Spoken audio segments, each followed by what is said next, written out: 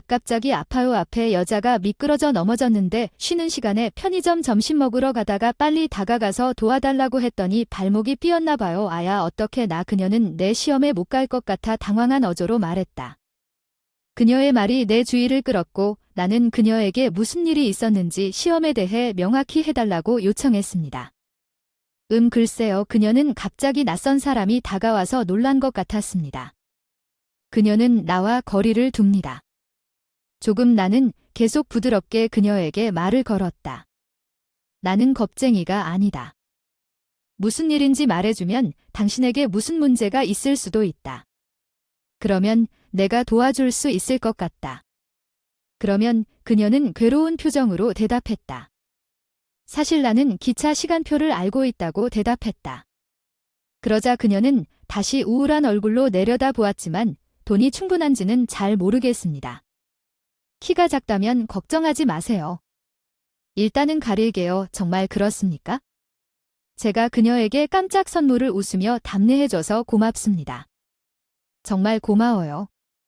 서둘러 장소로 가자고. 그 후 저는 그녀를 택시를 타고 전속력으로 대학 시험장으로 데려갔습니다. 그녀는 준비에 몰두한 노트를 미친 듯이 검토하고 있었습니다. 다행히 그날 도로는 맑았고 신호등에 막히지 않고 원활하게 행사장에 도착할 수 있었습니다. 감사합니다. 정말 감사합니다. 너무 감사합니다. 빨리 가세요. 행사장으로 가세요. 네, 감사합니다. 행사장으로 가는 동안 저에게 계속 인사를 해주셨어요. 저는 그녀가 보이지 않을 때까지 그녀를 씻겨주었고 몇 년 후 어느 날 고객과 함께 운전을 하던 중 뒷좌석에서 떠드는 소리가 들렸습니다. 지금 난 어떻게 해야 할지 모르겠어. 그 사람이 말하면서 한숨을 쉬었어. 나는 그 사람의 말을 듣고 고개를 끄덕였어. 이 사람 스미스 씨는 우리 택시 서비스를 자주 이용했고 단골 손님이었는데 택시에 타면 항상 딸에게 전화를 하는 것 같은데 그 나이에도 연애나 결혼에는 관심이 없어요. 요즘은 싱글로 지내도 괜찮을 것 같고 관심이 없으면 부모로서 결혼을 강요하면 안 될 것 같아요. 딸이 빨리 결혼하는 게 낫다고 생각해요. 아이를 키우는 데는 힘이 들고 말할 남자친구도 없는 것 같아 걱정이 되지만 연애에 대해서도 모르는 그녀는 다른 사업주들과 데이트 약속을 잡는 것도 이제 싫다고 합니다. CEO니 뭐니 말고 제대로 된 직업을 가진 사람을 원해요. 그건 좀 희망적인 생각이에요. 아버지가 되는 건 힘든 일이라고 속으로 생각하는 것 같던데 계속 듣고 있자니 스미스 씨가 굉장한 껍데기를 떨어뜨렸어요. 아, 그렇군요. 당신은 싱글이에요. 중매 데이트를 위해 내 딸을 만나는 건 어때요? 무슨 뜻인가요? 딸은 이런 상황에 익숙해져야 하지 않나요? 그냥 연습이 좀 필요한 것 뿐이잖아요. 어때요? 저랑 같이 가실래요? 그냥 2번 가세요. 아니면? 데이트 3개만 요구하면 거절당할 테니 웃으면서 대답하자 스미스 씨는 차에서 내려 다시 연락하겠다고 했고 그 후 어떻게든 약속된 데이트에 연습하기로 합의했다. 스미스 씨의 딸과 연습을 했을 때 택시 운전사와의 약속에 대해 이야기했을 때 그녀는 평소보다 더 긍정적인 것 같았고 단 한 번이라도 만나자고 고집했기 때문에 그는 대화를 진지하게 추진했습니다. 스미스 씨는 제가 꼭 해야 할 중요한 고객이라고 생각했습니다. 그가 말한 대로 했고 약속된 날짜 전날이 왔습니다. 나는 비밀리에 스미스 씨를 만나 당신이 아는 세부 사항에 대해 논의했습니다. 딸에게 CEO보다 택시 운전사에 더 관심이 있다고 말하기 시작했다고 말했을 때 왜 제가 의아해했고 에마어. 스미스는 잘 설명하기 시작했고 알고 보니 그녀는 대학에 입학하기 전에 한 남자와 싸우다가 첫눈에 반했습니다. 그는 그의 이름을 모릅니다. 그녀가 잘못했을 때 그녀가 입시 장소에 갈 수 있도록 도와준 친절한 택시 운전사였습니다. 기차에서 그녀는 명함을 잃어버렸고 심지어 택시 회사 이름을 적어두는 것도 잊어버렸습니다. 너무 어지러워서 스미스 씨의 말에 대해 제가 큰 소리로 외쳤습니다. 뭔가 잘못되었습니다. 아니, 그냥 몇 년 전에도 비슷한 일이 일어난 것 같은 느낌이 듭니다. 아, 정말 몇 년 전에요? 6년쯤 됐는데 이제 내 딸이 대학에 입학할 즈음이군요. 당신이 바로 그 사람이군요. 당신은 내 딸의 운명입니다. 스미스 씨의 발언에 나는 깜짝 놀랐습니다. 잠깐만요. 사람들은 종종 세상이 작다고 말하는데 몇 년 전 내가 택시를 탔던 여자가 알고 보니 평소에 없던 손님의 딸이 되었다는 그런 이야기가 사실이냐? 운명이다. 이것이 운명이다. 나는 여기 이야기를 별로 따르지 않네요. 오늘 약속한 딸과의 데이트를 진지하게 받아들여달라고 부탁드립니다. 하지만 스미스 씨, 칼을 내려놓으세요.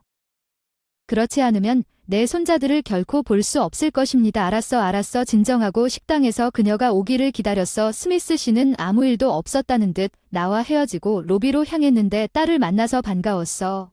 우리는 서로를 바라봤다. 그리고 즉시 과거의 기억이 되살아났습니다. 말도 안 돼. 당신은 그 당시의 택시 운전사였습니다. 당신은 그 당시의 소녀입니다. 확실히 스미스 씨의 직감이 옳았습니다. 그의 딸은 실제로 내가 몇 년 동안 택시를 타던 소녀였습니다. 몇 년 만에 다시 만날 줄 누가 알았겠어요.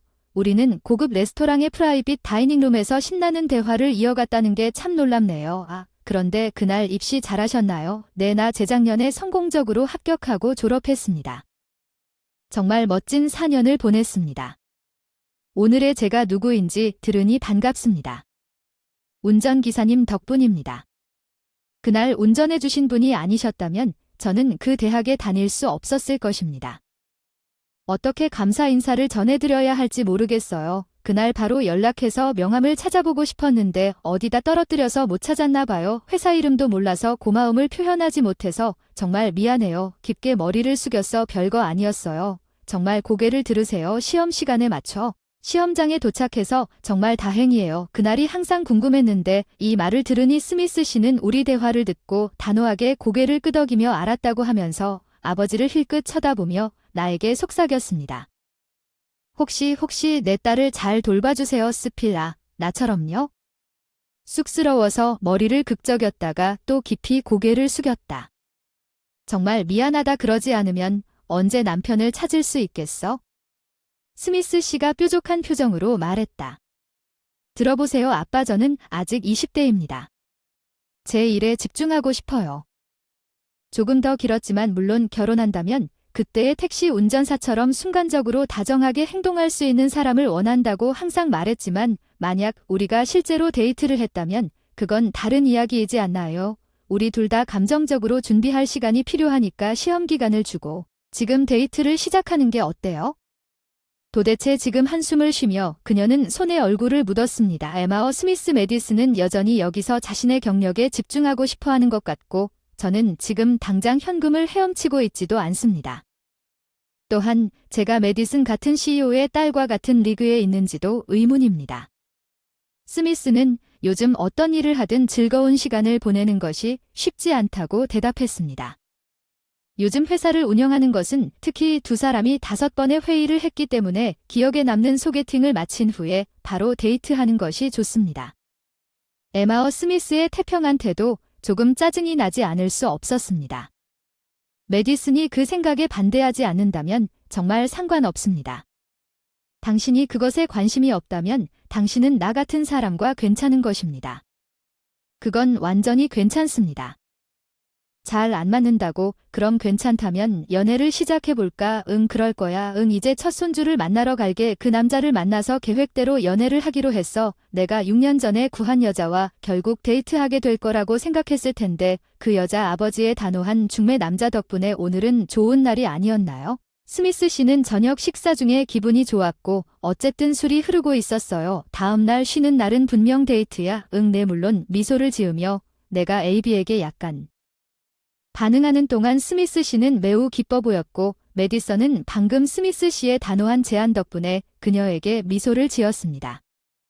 우리는 신속하게 일정을 조정하고 다음으로 결정했습니다. 조만간 또 만나요. 저번에 아빠가 폐를 끼쳐드려서 정말 죄송해요. 아니, 카페에서 만나자마자 서로 사과하고 있었는데 그래서 이 대화에 대해 제가 이해하게 된 건 그 이후에도 갑자기 연애를 시작하라는 말을 듣고 스미스 씨의 기세에 휩싸였지만 여자와 그렇게 강압적으로 연애를 시작하는 건 불가능하다고 믿었습니다. 그런데 그녀의 대답은 나를 깜짝 놀라게 했다. 아니, 괜찮다면 우리 진짜 데이트를 시작하는 게 어때? 실례합니다. 아버지께 말씀드렸지만 그날 이후로 계속 당신 생각을 하고 있었던 건 사실이에요. 결국 나는 그 사람을 원했어요. 필요할 때 도움을 줄 수 있는 사람과 결혼한다. 그녀의 말에 할 말을 잃었다. 이미 30대 중반이 훌쩍 넘었다. 나이차가 좀 있다는 걸 느꼈다. 전혀 생각지 못했던 저랑 연애하고 싶어하는 20대 젊은 여성분들도 있었는데 괜찮다면 결혼하거나 아이 낳으면 연애하고 싶어요. 인정해 주실 수 없다면 계속 일하고 싶어요. 결혼을 염두에 두지 말고 문제 없어요. 그 말에 웃었어요. 예전에는 여자들은 집에만 있을 거라고 생각했는데 요즘은 그런 말을 하는 남편이 거의 없어요. 인생에서 서로를 응원하는 게 중요한데 밝게 웃으시면서 당신에게 중요한 것을 빼앗을 생각은 없습니다. 아빠는 당신이 의향이 있다면 결국 회사를 물려받길 바란다고 하셨습니다. 아버지 회사에서 제가 CEO 자리에 적합하지 않다고 더 이상 말하지 않겠습니다. 사실 저는 아버지 회사에서 행정보조원으로 일해왔습니다. 그녀는 빠르게 대화를 진행시켰습니다.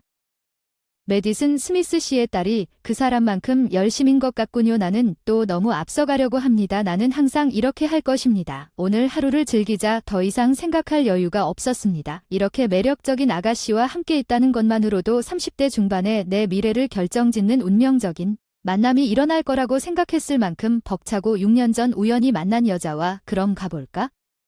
그래, 그 순간 나는 그녀의 부드러운 손을 잡고 그녀의 프로필을 흘끗 보았고 그녀와의 불꽃을 느꼈습니다. 오늘 데이트 이후에 우리 함께 즐거운 시간을 보낼 수 있을 것 같았습니다. 나는 그녀에게 공식적으로 물어보기로 결정했습니다.